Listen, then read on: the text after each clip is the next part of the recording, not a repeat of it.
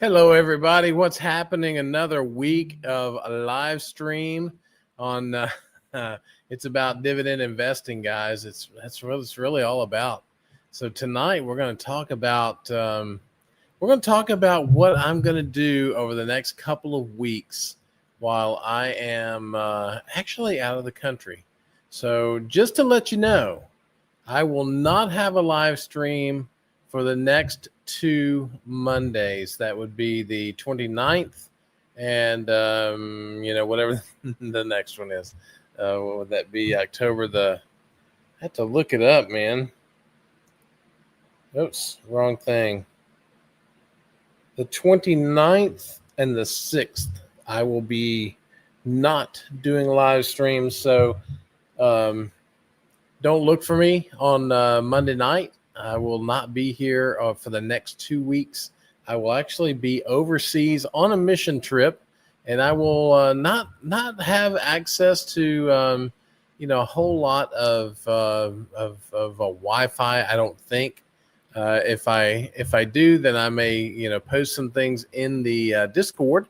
So if you want to join the Discord, if you're not a member of the Discord and you want to join that, there's a link in the notes to this video.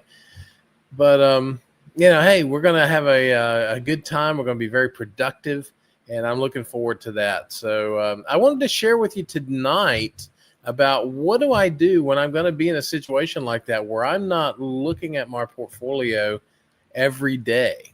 So I'll just kind of go through some thoughts, share with you what I do. Doesn't mean that this is what anybody has to do. I just wanted to share with you what I do. So evidently my audio is very bad. Is that correct? Can everybody hear me okay? I think I have, let me just check the settings here. Audio, it looks like my microphone's picking up great.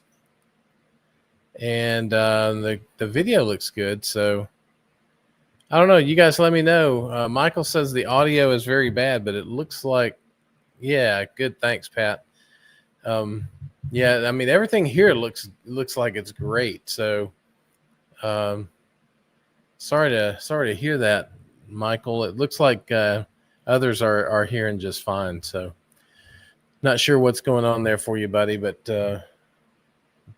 just got a little nervous there. So anyway, I just wanted to share that with you guys and also let you know I'm not going to be here for the next couple of weeks. And then before we really kind of get started tonight, I wanted to get your guys' thoughts. If you guys haven't been in the live stream before, you know that we about a month or 6 weeks ago, we asked ChatGPT and we asked Google's Gemini AI to develop dividend growth portfolios, the stocks, how much they would invest in each one. And so we put together a portfolio as of August the 11th for each of those. And then I took a picture of my portfolio on August the 11th. And so therefore no changes to any of those portfolios starting with August the 11th. I also took a picture of what the NASDAQ was, what the S&P 500 was, and what the Dow Jones was. And so I'm tracking those six as of today, based on what they were on August the 11th. So I wanted to ask you before we get started. So we're looking at 6 portfolios. I'm not going to ask you to rank all 6. I just want to know what you think is number 1 as of what is today, the 22nd of September, and what do you think is last place? What's first place out of the 6? What's last place out of the 6? And then we'll kind of go through where we are. So, all right, let's see who all is here. And so you guys just go ahead and put those in the comments if you would. So we got Steve C. Good to see you, man. Pat's here. So Pat, just so you know, I won't be here next week or the week after. So yeah, I know, Steve. Boo.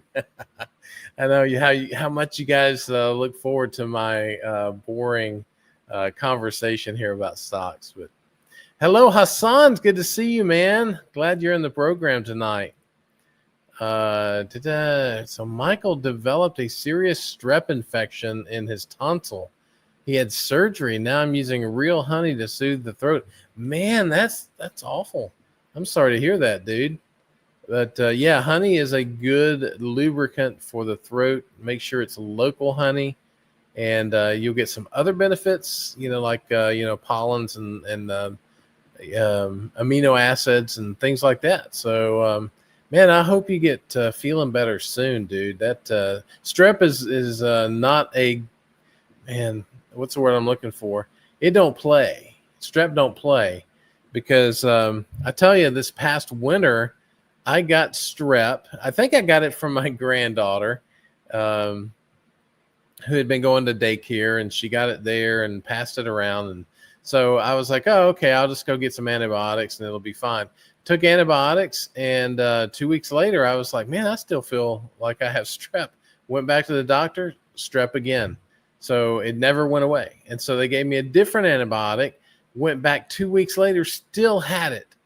And they gave me another antibiotic, and I think that kind of did it. But I couldn't really take even all of that antibiotic. It was really tearing my stomach up. So they finally got to something really strong, and it knocked it out. But man, it did a number on my stomach. So, dude, I hope you get feeling better soon, because strep don't play, man. That's some bad stuff. Cookie Monster, haven't seen you in a while, man. It's good to see you. Hope your portfolio is going well. There's Pat again. Oh, so I'm skipping. It's probably because I've just got that kind of skipping personality. Maybe that's what it is. All right. Yeah, go Lions. I saw that they were on. They're playing the Baltimore Ravens tonight. And I also noticed they're 1-1. They didn't really look good that first game. I was really disappointed. But it sounds like they got that kind of cleaned up, and maybe with Hutchinson back, they'll play some good defense. So hopefully for you, man, go Lions. Let's see. Oh, good. Michael rebooted and it cleared up. That is fantastic. So ex-dividend dad wants to know, where am I going? And he hasn't approved my travel. So you'll get to approve it when I turn my expense report in. I'm going to Austria, going to the beautiful country of Austria, where the Sound of Music was set. And then we're going to go from Austria to Greece, to a little town called Thessaloniki, which in the Bible times was known as Thessalonica. So those are that's where we'll be. We'll be there for about 10 days. Just so happens it wraps over 2 Mondays. But yeah, I'm looking forward to it. It's really sneaked up on me. I mean, we've been planning this for months, and now I'm sitting here going, oh crap, it's like 1 week till we leave. So I got to make sure I have everything I need. But we do have Amazon, so that's good. All right. So Steve says he thinks Kevin is in first. Michael says Chat GPT is last, and that Wealth Circuit is first. We have Fast Eddie here. Good to see you, dude. So yeah, what's weird, ex-dividend dad, is that XL, which is what I'm using to track my as I have my model set up in there. It tracks my portfolio, any purchases, any dividends, any whatever, right, that come in. And it has a function for the S&P 500. It has a function for NASDAQ. It has a function for the Dow. It does not have a function for the Russell 2000. So I've chosen in this particular case not to track the Russell 2000. I do track it on my year-to-date numbers because I can, manually do that. But I wanted this to be kind of automatic, so I didn't put that in. But you're right. It's probably the Russell 2000 probably killing it over the last couple of months. So, oh, thanks, Pat. Yeah, never boring, always educational. So hopefully, all I try to do is just share with you what I can bring to the table. If it works for you guys, it works. If it doesn't, then all it cost you was a little bit of time. So, and maybe you learn what not to do. Maybe that's it's kind of a win-win. You either learn something that you might want to apply, or you learn something that you say, I will never do that. But either way, you're winning. So glad you're here, man. Yeah, I tell you, never felt worse. Haven't had solid food since September 2nd. Man, I hate to hear that. That's like 3 weeks, man. So yeah, I hope you get feeling better soon, dude. That is not fun. Let's see. I missed hit there. There we go. Is it too late to join the trip? I think it is, Cookie Monster. We already have our tickets. Normally I would let you carry the bags, but I think that's it's just too late. The window has closed. So as someone who has been in Austria over 10 times, locals laugh at people who go to the Sound of Music. Yeah, we are not going to do that. We will actually be doing a lot of stuff there, locally in Vienna. And again, this is not really it's not a vacation trip. There's going to be some work involved. So, but that's okay. That's why we're going. Yeah, I don't think they're going to let us go to the beer garden. Don't think that's on the agenda. So we got Bernard here. Welcome, my friend. Good to see you. And Fast Eddie's going to Vegas in December. You gonna meet up with my buddy Ryan? You should give him a shout out. Maybe he'll buy you a cup of coffee or something. But I tell you what, everything in Vegas is expensive, dude. I went there.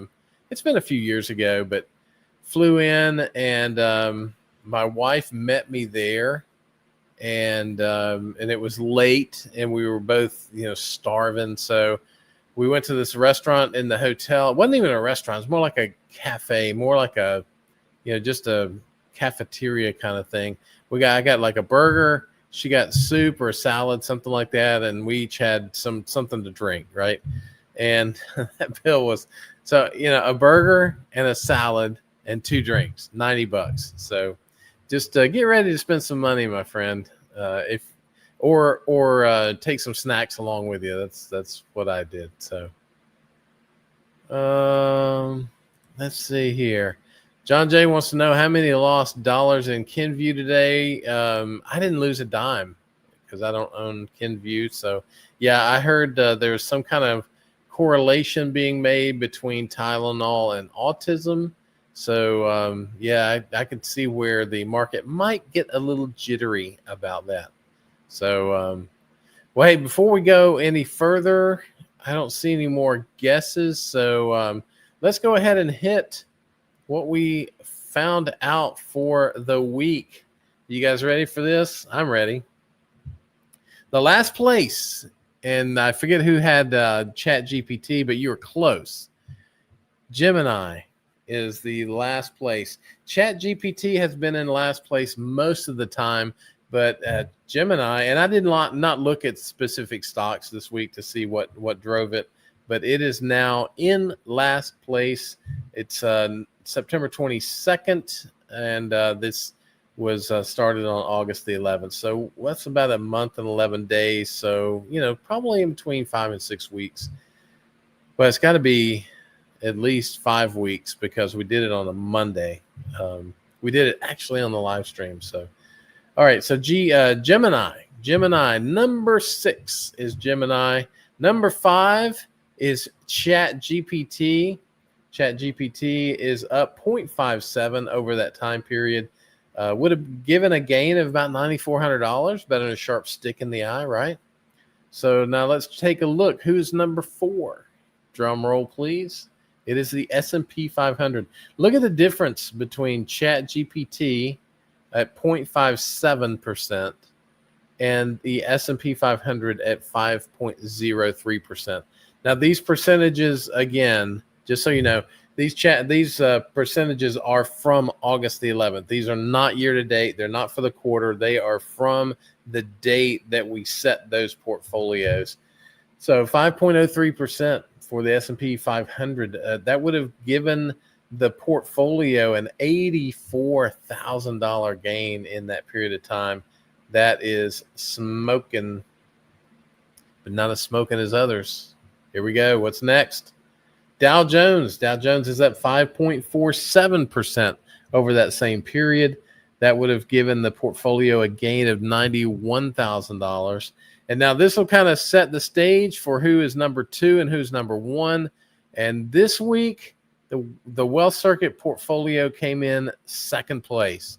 So we've been in second place most of the time. Dow Jones was, really killing it. So it was the Dow Jones index was number 1 for multiple weeks in a row. We finally overtook them last week, and then this week it is NASDAQ who came out on top, 6.56%. So the portfolio has actually gained about $95,000. This does not include dividends. This is capital gains only, $95,000 over the past 5 to 6 weeks. And the NASDAQ, if it was all invested in the NASDAQ, it would have gained $109,000. So yeah, there you go. That's pretty cool stuff. I'm going to continue to track this, but I'm really kind of disappointed with our AI portfolios. Maybe when I get back, we will take a look, maybe dive under the hood, see what they bought and what gains or losses there are. I'm not really sure you guys want to do that tonight, but we can do it. It's all in my spreadsheet, so we can do it whenever you want. All right, so just an update on the year-to-date performance of the Wealth Circuit portfolio. You can see here that the portfolio is, maybe you can't see that. I need to make it a little bigger. 15.5% year-to-date. That is 14. When the S&P is up 14.4 roughly. NASDAQ, though, is 17.76. Dow is up 10.28, and the Russell 2000 is up 10.88%. So we are beating the S&P 500. We are behind NASDAQ. So this is 2 weeks in a row we've been behind NASDAQ. They have been really killing it over the last couple of weeks. Dow is, we're beating them by 519 basis points. And the Russell 2000 on a year-to-date basis, we're beating by 459 basis points. So even though the Russell 2000, and you can see it over here, it is the blue line. The Russell 2000 was really, really in the hole in April and has made a nice comeback to actually be competing with the Dow Jones. Actually outperforming the Dow Jones. And then the orange line here is the S&P. The green line is our portfolio. And then the gray line is NASDAQ. So it's just fun to track that. For me, I mean, if I can't make a little bit of, gain ahead of the indexes, especially the S&P 500. That to me is really kind of a more diversified portfolio. If I can't at least be competitive with that, then why not just join it, right? So that's why I kind of like to track this. My target is not to beat the S&P 500, but it is fun to kind of keep track of where all that is. So my target is to be at 8% gain on a yearly basis. We're at 15.5% now. So maybe I should just sell it all. Maybe that'll be my recommendation. Just sell it all, let it sit in cash, and then when I come back, invest it. And that might be, it might not be a bad idea. But now look at the risk-adjusted returns here. And again, risk-adjusted returns, this is the Sharpe ratio that some of you guys may be familiar with.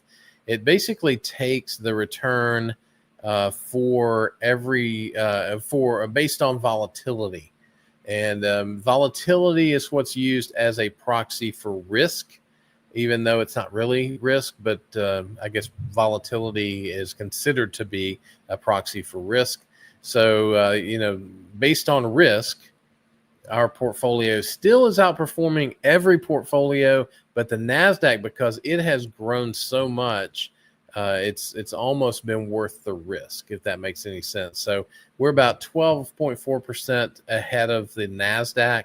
but everything else is way far behind from a risk basis. So there you go. There's that.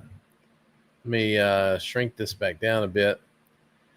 All right. So preparing for the trip, I got thinking today about, what do I need to do? Right. I need to, batten down the hatches, as they say, because I may or may not have access to the internet. So here's kind of where my thoughts landed, and I thought I would share them with you. You can use them or toss them. It doesn't matter to me. All right, here we go. Preparing my portfolio for an overseas trip. So first of all, I want to give you a refresher on my entrepreneurial investing strategy. Here are the 4 main points. One is I look for companies that have a valuable product or service, a solid strategy of how to get that valuable product or service in the hands of people who can use it. And thirdly, a strong and well-capitalized financial statements. And then lastly, a management team that can be trusted to execute the strategy.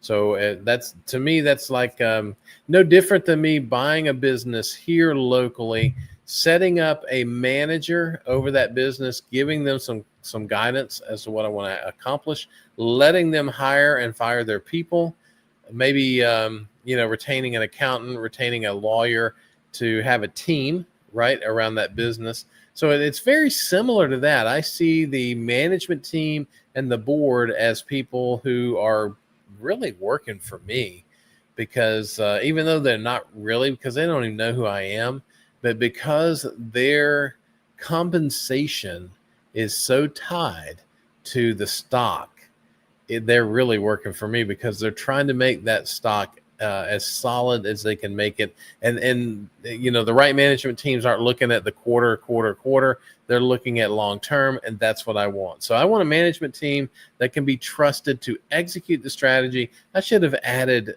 in the long term here, but anyway.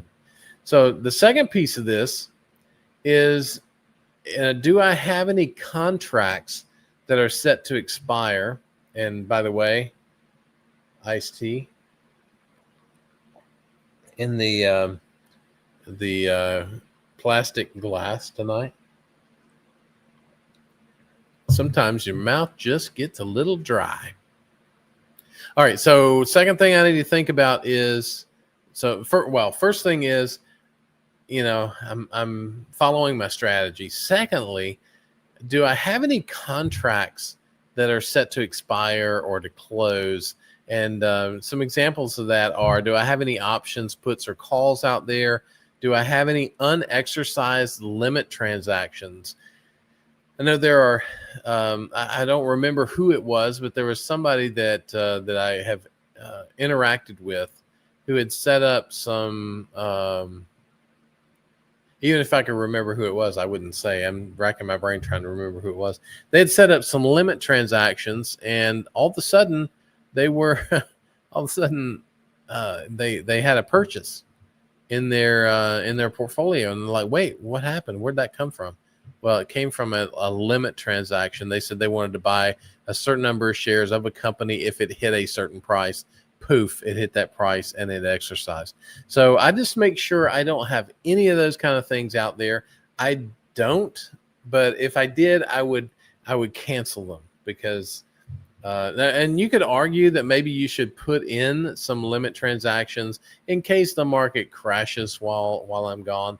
But at the end of the day, I own these companies for a reason. I don't own them because I think that tomorrow they're going to be valued more highly by the market. I own them because they have a valuable product or strategy. They have or service. They have a solid strategy, a great balance sheet, and a good management team. Those are the reasons that I own them. So why not let them just run their business?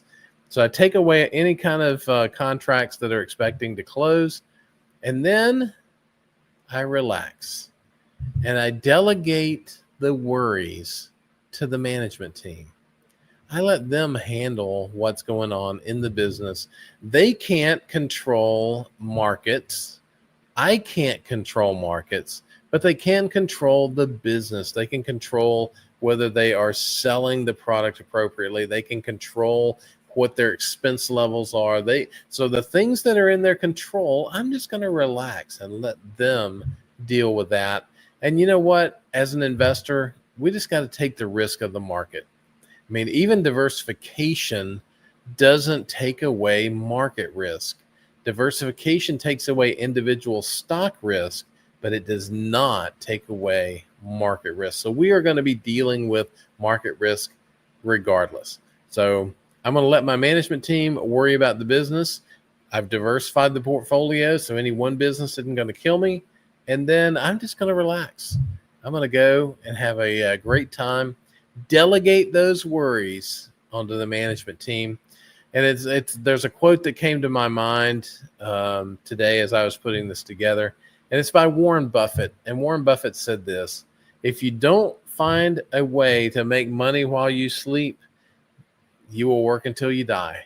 So, for me, yeah, I'm going to be sleeping, but I'm not going to be around. So it's not even just while I'm sleeping, it's while I'm gone, right? For an extended period of time. So if I can't find a way to make money while I am gone for an extended period of time, then, I'll be worried about things until I die. So we're going to let the management team worry about it. I don't have any contracts that are set to expire, and I'm comfortable with the portfolio. I may buy more of a particular stock, and maybe I'll talk about that here in a little bit. But other than that, I feel good about the portfolio. So there you go. Hopefully that helps. Let me know if it did or didn't. And we'll see who all is here. Whew. Billy from the Philippines. Good to see you, man. Good morning to you. Oh, great question, Steve. Who's going to care for the bees? Well, I have taken care of the bees. I do need to get in them one more time before I leave.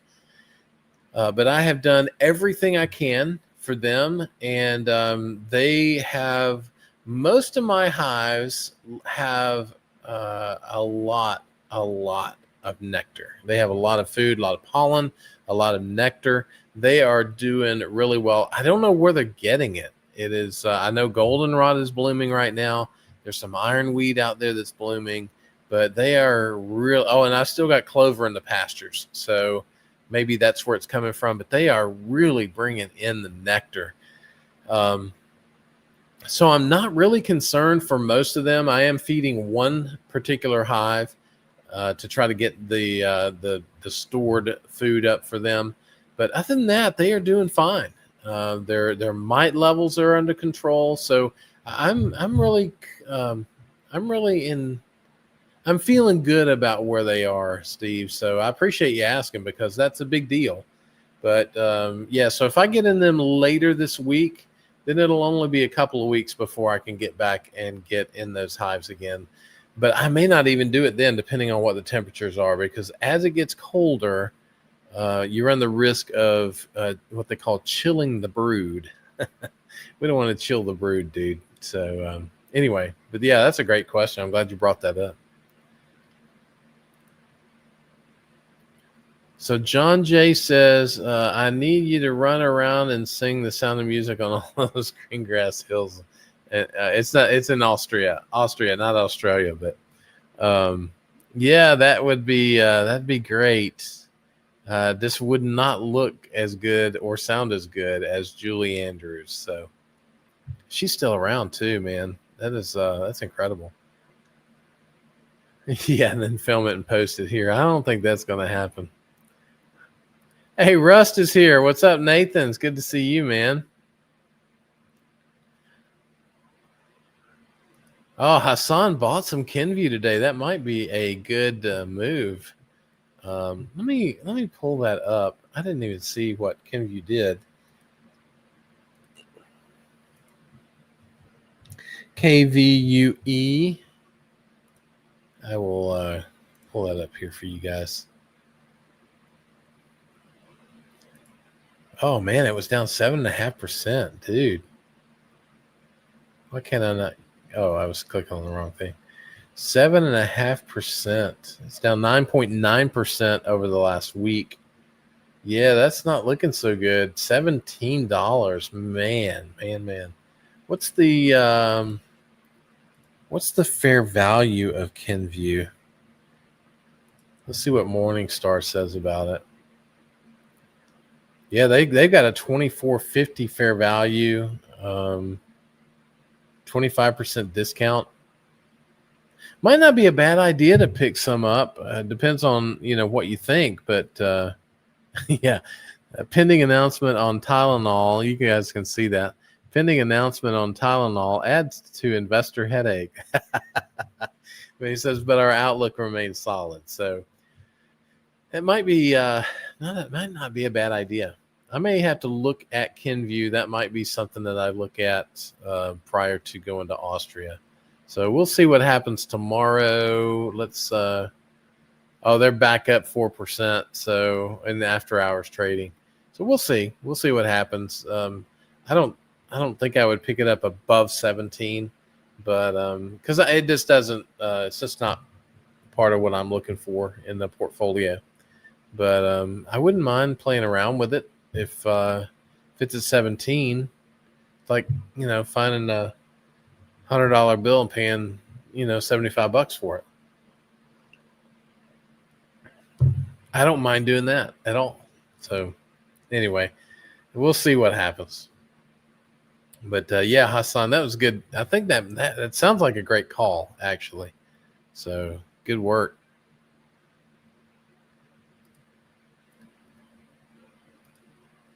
Yeah, the bees will be fine for 2 weeks. Yeah, that's right, Cookie Monster. They'll be okay. They'll be fine.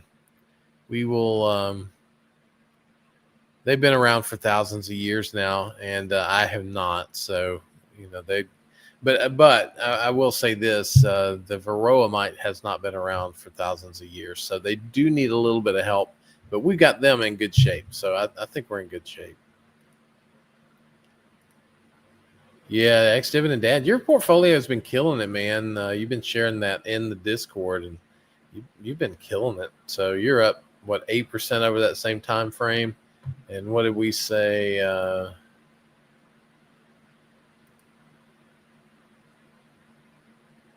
We said, yeah. So even Nasdaq's up 6.5. So you've been killing it. That's good work. Yeah, ex-dividend dad. Why don't you have a YouTube channel? And he answered it correctly. He has a face for radio because those of you who don't know, ex-dividend and I get together every now and then, at least every twice a year, and talk about the portfolio. We talk about the market, where we're headed, our strategy for the portfolio. So I can confirm that his face is made for radio. But it didn't stop me, dude. It didn't stop me. So anyway, you got that going for you. Yeah, that's right, Cookie Monster. There are people who don't show their face. That's right. No, and you don't sound terrible, ex-dividend dad. But I do know why you don't do it. So, so is it a bucket list going to Austria? No, not really. I had on my bucket list to go to Israel, and we went to Israel in 22, I think. We went to Egypt in 23? And then the issue, the challenges broke out over in the Middle East. And so I was really glad that we had gone when we did, because I don't know if we would have gone otherwise. So check out Solus Light for travel internet. Oh, okay. I'll do that. I use it when I was on an island in Florida. They have very reasonable international program. Yeah, that's true. And I just don't know how much time we're going to have either, Pat. It's going to be part of a group. And so the group's going to, hit the ground in the morning. We're going to do things all day and even go to dinner together and then come back. I'm probably going to be a bit worn out as it is. So I may or may not, even if I have internet access, I may or may not jump on. But if I do, I'll send you guys a note and say, hey. So travel, yeah, I do have travel. Travelers health insurance. UNH has it. Oh, you mean travel health, not travelers, not the insurance company called Travelers. You mean just a travel health policy. Yeah, we do have that for both. My wife and I are both going. So we do have that. So yeah, thanks for bringing that up. The main thing there, and because healthcare is not really that expensive in other parts of the world, the the real reason to have it is so if something really bad happens, they can ship my body back. So, yeah, that's pretty morbid, isn't it? So, but anyway, that's what it is. Hey, that's a good idea, Ex Dividend Dad. You should use an AI voice, and you could use even AI to create an image that would talk, and it'd be this really awesome looking and sounding person. Maybe we should do that. We should do that, and then have it have it be like a panel. It'd just be me and you, but it wouldn't be me or you. It would be these AI avatar things. I think that would be kind of cool. Pity the fool. That's right. I think I just did. Yeah, I think I just did. So you got me, man. You got me. Yeah, that's right, Cookie Mouse. The only way to read it is in Mr. T's voice. That's right. Michael, uh, I don't know if Lederhosen are in the cards for me, but if so, I don't have any. But if I happen to pick up a pair and wear them, I will. I'll get somebody to take a picture, and I'll definitely put it on the next live stream. So that's great. I appreciate that. Just joined. What do you think of Hessam? Is it down? Um, yes, it is down. And what I think of Hessam, I like the company. I do think they're in a bit of a pickle right now because they do have one customer, and that used to be Hess Petroleum. It is now Chevron. And Chevron is saying, hey, we're not going to take as many resources from the Bakken region. And so that's really where the assets are, the midstream assets are for Hess Midstream. They do have some they have some contracts in place that guarantee certain revenues regardless of volume, but those do have an end to them, like a three-year period. So I'm not concerned about Hessam over the next year, but if this goes on for a protracted period of time, then yeah, Hessam could see some challenges. I don't think they and it's really I don't know if I want to predict what that could be because I haven't done enough research to know. But I do think here's let me just share this with you. This is something that, as a conspiracy theorist, I'm not really, but sometimes I am. Here's what may be going on. So my guess is that Chevron would love to repurchase the Hessam assets, those midstream assets. So Chevron is a fully integrated, oil and gas company. I think they would love to repurchase those assets.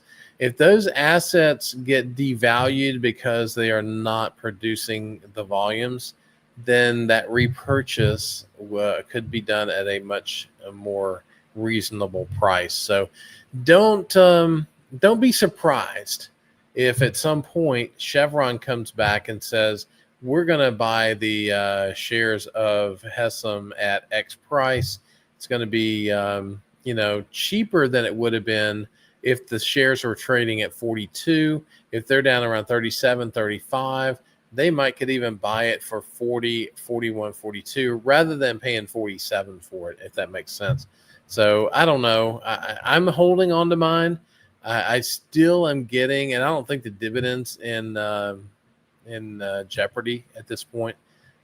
Otherwise, I would move on out, but I don't think so. I'm going to hold on to it for a while. We're gonna see what happens. Where does it go from here? I'm not really sure. Depends on the depth of what Chevron is trying to do there. So we'll just see. I know I have the fair value. It has some up around 42, and so I think that's kind of where the value is. But again, if they're not running the volume through the assets, then it's not worth as much because they're not producing all of those revenues. So it's a great question, and yeah, so you're thinking of buying some Hessam. I think I like Hessam. I'm not selling mine. So in essence, what that means is every day that I wake up, I choose to repurchase it again because I'm not selling it, right? So I'm what is this phrase? I ain't scared. I ain't scared. But I just know that there's some risk there, right? So this could go on for a protracted period of time. You could, but here's kind of the saving point in all of this. If all of this investment that's been talked about really comes to fruition in 2026, I think we're going to see a lot of energy needs. And with those energy needs, I think we're going to need the assets that Hessam has. And I think Chevron will need those assets. So I'm not too concerned about it long term. So, based on that, I'm holding on. So let me know what you do, though, Bob. I think it'd be fun to kind of track and watch what goes on there. So Hassan is looking to add BBWI to his portfolio. I'm not confident about the business, but it's so cheap. Sometimes cheap is not the thing to look for. So let me even see what that is. Oh, Bath and Body Works. Yeah. Who bought that? Is that Marcus Lemonis? Did he end up buying? Man, they're up here. Let's take a look. They're up 3 and 3.23%. Let me make this a little bigger. It doesn't help you at all, does it? Because now it's disappeared. There we go. Well, it's the best I can do at this point. So they're up 3.23% today. So that's pretty good. Let me see what they've done. So 5 days, they're down 5%. They're down 10% over 3 months, 20% over 6 months, 30% year to date, only 14% for the year. Yeah, I don't know. For me, Hassan, what I would want to know is those 4 things that I talked about. And I have not looked at Bath and Body Works. I do know that they were having some issues in some state. Maybe it's California. I don't really remember. Anyway, that I just don't remember the details, so I won't share them. But I look for those 4 things. I want to know, do they have a product or service that has a moat? And Bath and Body Works has been around for a while, so maybe they do. And so then, do they have a strategy? Do they have a good strategy? That's where I would want to get the PowerPoint slides that management puts together, and they say, here's what we're about, here's what we're trying to accomplish, here are our goals. That's what you want to look at to say, does that management team have a strategy for leveraging the assets to move forward the product or service that they have this moat in? So we're looking for that strategy. I want to analyze the balance sheet to see, are they well capitalized? Do they have a good balance between equity and debt? I don't necessarily need a company to be debt free. I know there are people who really like debt free companies. I'm saying I don't need it to be debt free, but I need it to have a good balance. I need it to be an appropriate balance between debt and equity. And then lastly, can that management team take a look at that management team? Look at the decisions they've made. And with Marcus Lemonis coming in, if he is the one, and I think that's who it is. I think he has a lot of potential, right? And so you might take a look at that and say maybe there's some potential here, so it might be worthwhile. That would be the due diligence I would go through. I haven't done that. I have not done that for Bath and Body Works, and probably won't because I'm going to Austria next week. But if I were looking seriously at Bath and Body Works, that's what I would look at. So hopefully that helps. And I know I didn't give you an answer, but if all of those things add up and you go, you know what, I think it's gonna move forward from here. I think they got a great product, great management team, good balance sheet. Then maybe you go for it. Gendry, looking for a KDP and LKQ. Your opinion matters. All right. Well, let's see what I got. Let me. I'm going to use this time just so to mix it up a little bit. I'm going to use Simply Safe Dividends. By the way, so I'm not an affiliate for Simply Safe Dividends. It is one of my favorite apps. So I get nothing for anybody joining Simply Safe Dividends. But it's one that I use almost every day. It's a really good thing. But they've added a mobile app now. It's not just in the browser. So that's been a really cool thing. So anyway, thought I'd pass that on. Brian's doing a great job there. All right, so KDP, let's see what we have here. Oh, Keurig Dr. Pepper. Yeah, I looked at that a couple of weeks ago. I passed on it. It's got a borderline safe dividend. And let's take a look at. Oh, that's pretty recent too. It went from a safe to a borderline safe on August 25th. So it looks like they're set to acquire Dutch coffee giant JDE Peet's. So, they got this acquisition going on. What else was it? The payout ratio looks fine. Yeah, it's this dividend. Look at that dividend. Now, they have been growing that recently, but it's pretty sporadic. What I look for is a company that's going to grow that dividend just a little bit. And I don't want them to pay out, 100%. I want them to grow the business, but I do want there to be a piece of that pays back to the investor. And it can be, 10% payout ratio. It can be a 20%. I don't really care. As long as there's some information that comes with that dividend. That dividend growth to me gives insight into what the board and management are thinking about. So that's why I like to have that. See if there's anything else cool in here. Good payout ratio. Earnings are growing.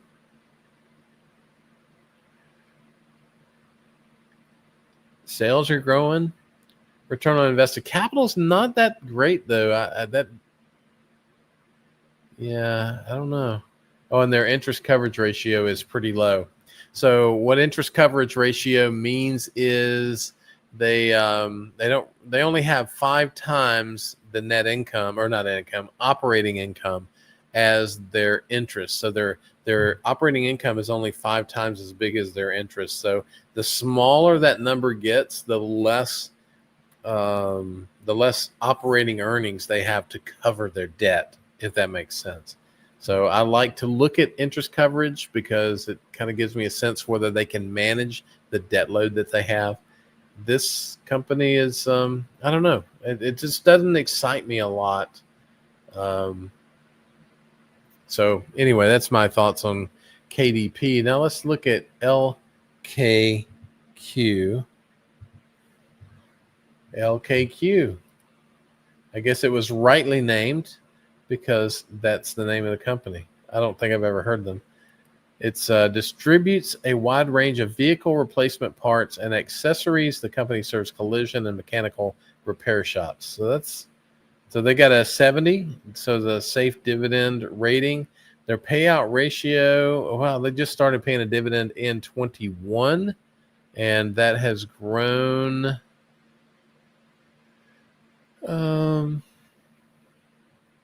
Since there's not 5 years, it doesn't give. But they have not grown their dividend since November of 23. So it's this November will be 2 years since they've grown their dividend. They have their stock price has moved downward. They've got a higher yield now, but that usually means something is going on. Although, it's only a 37% earnings payout ratio. Yeah, look at that. Earnings per share just continues to decline.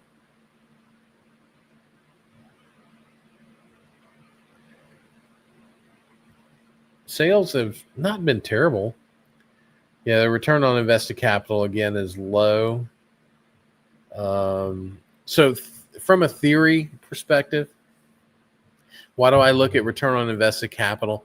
I want to know that the business is going to be able to make at least as much money as it costs them to borrow the capital.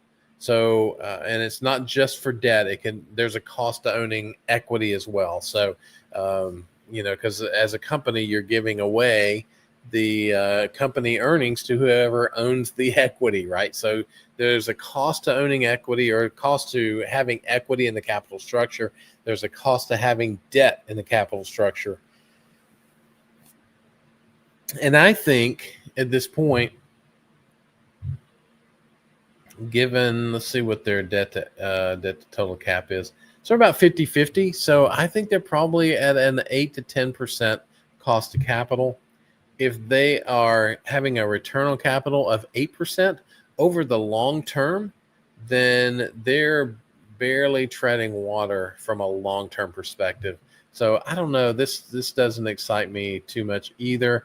Their interest coverage ratio, again, is below 8. It's at a 4.88. This is not something that I would want in my portfolio personally. But Gender, you can do whatever you want. But those are my thoughts.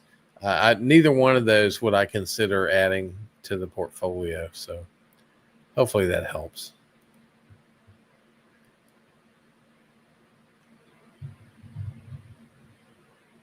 Yeah, absolutely. Yeah, it is Austria. That's right. So we have this conversation, I think, every time Hessam comes up, and that is, aren't they an MLP? And they are not. They are not an MLP. They are. They issue a 1099 for the dividend, so you don't have that to worry about. They own some midstream assets in the Bakken region, up in the Minnesota, North Dakota, South Dakota area. And I do own them. I own actually about 3% of the portfolio is in Hessam.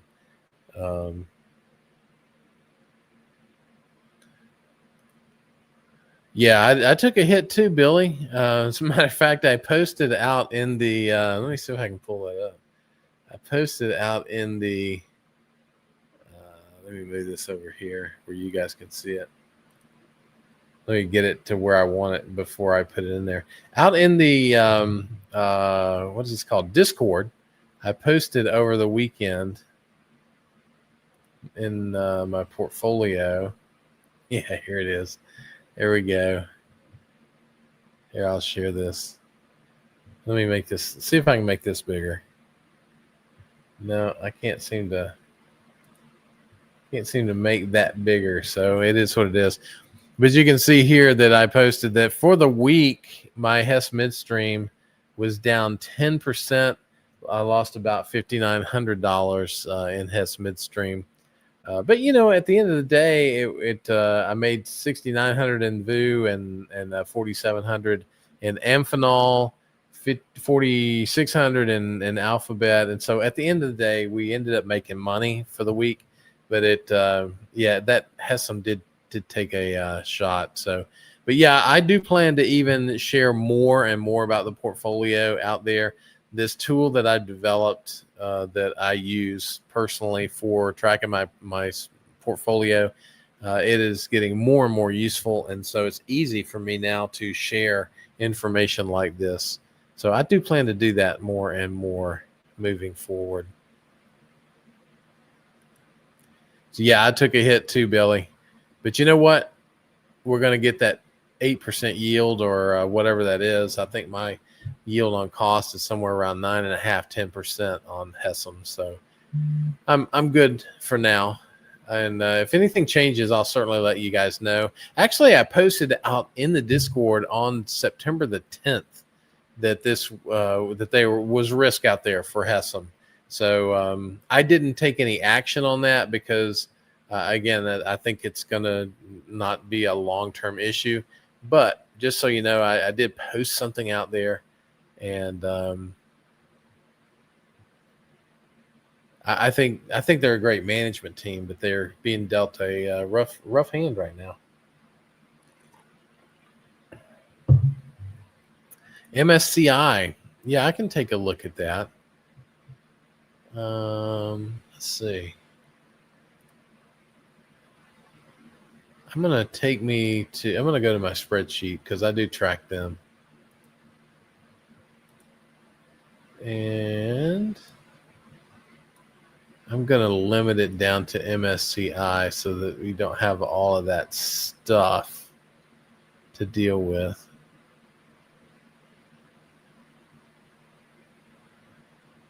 I think I track them.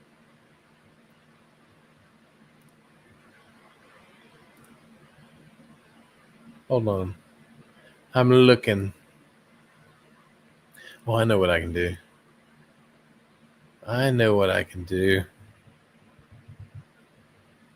No, I don't. I don't track them. Oh, SCGI. I don't track MSCI. I track SCGI. So yeah, sorry about that. I don't track them. Let's take a look at them real quick though.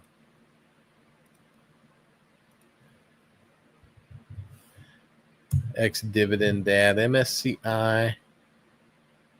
I'll share this. Dividend 1.2%. It's a 61 dividend. It's a safe rating, but right above the borderline safe. Yeah, they're tools and analytics for institutional investors. They man, look at that dividend. It has gone straight up. Let's take a look at their payout ratio. This is what we want to see. I mean, this is great. So take a look at this dividend. So this dividend is going straight up. Not really straight up, but it's going up and to the right, and that's what we want. And I think that would be up and to the. It's probably up and to the right from your perspective too. So it's up and to the right, and so we want the business growing the dividend. And the way we test that is we look at the payout ratio. If the payout ratio is flat and the dividend is growing, it means the dividend is growing to pay that dividend. So that's what we want to see. So that's a very positive thing. I do like that about MSCI. Let's see. Earnings per share is growing. That shows it as well, right? So they've been buying back shares. That's good. Return on invested capital. This is really cool. It is 32%. Over the last 12 months, it's 33%. That certainly covers any cost of capital that's out there. So that looks good. Looks like they have no net debt. They do have some debt because they have an interest coverage ratio. It's above 8. I would have thought it was higher than that, but anyway.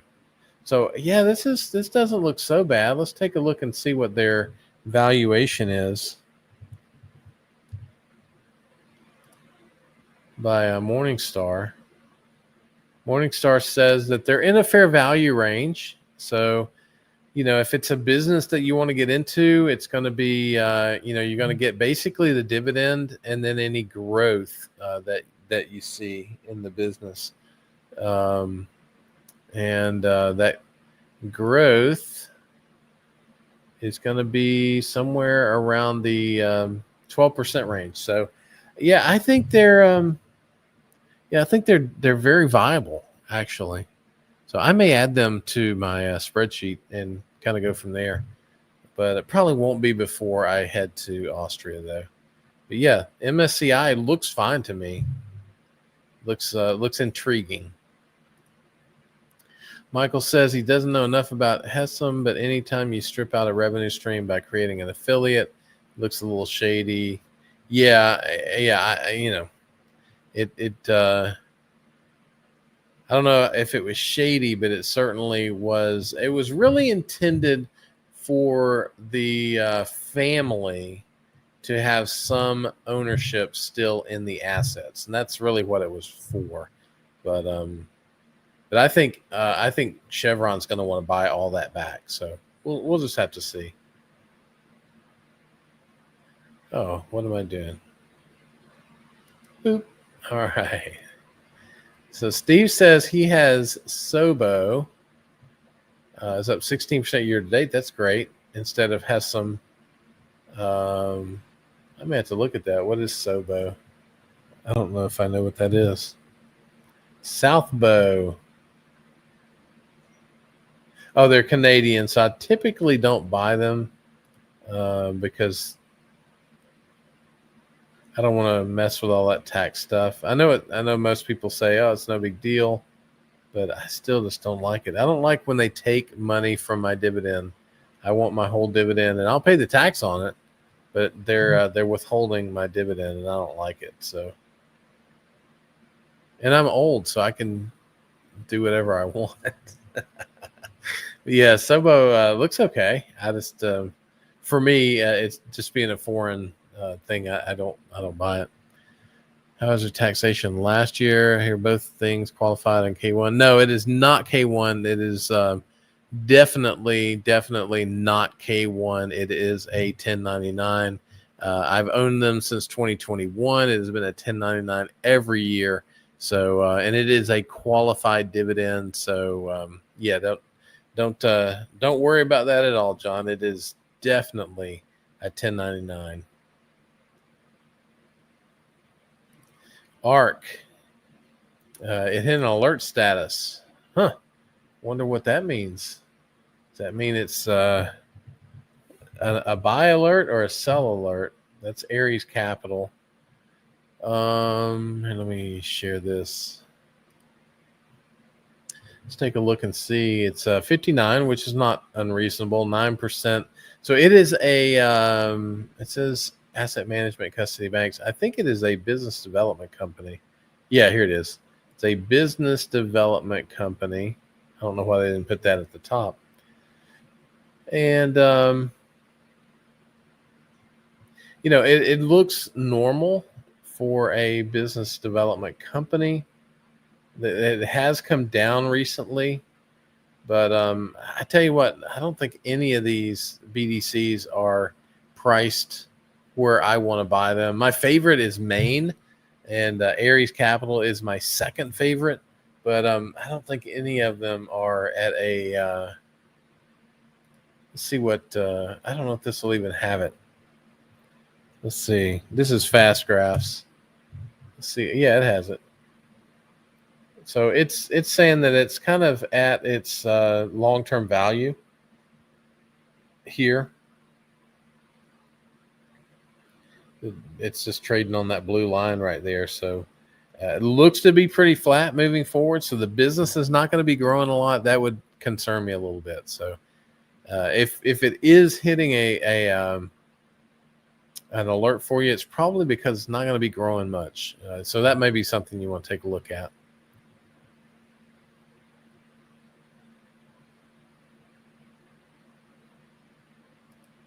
I am not confident would be all I needed to know. Yeah, there you go. That's right.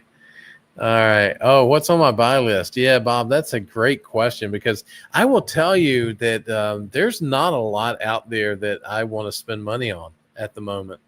I'll show you what I have, but I'll tell you, I'm not I'm not buying much. So first of all, Hess comes to the top. So let me make this a little bigger so you can see it. Hess comes to the top, and but I already own 3%. It's already 3% of the portfolio, so I'm not going to buy any more of that. Texas Pacific Land has come up, and I do like them. I have a buy rating on them.